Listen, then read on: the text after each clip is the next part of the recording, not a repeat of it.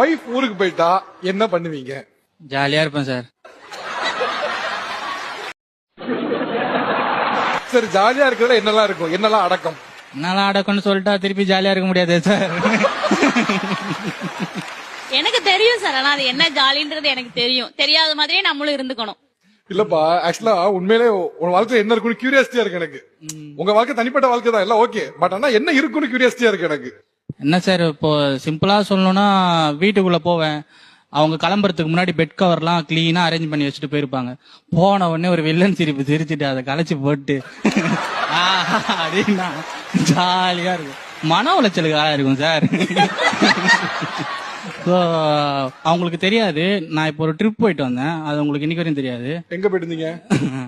கொடைக்கானல் போயிட்டு வந்தேன்.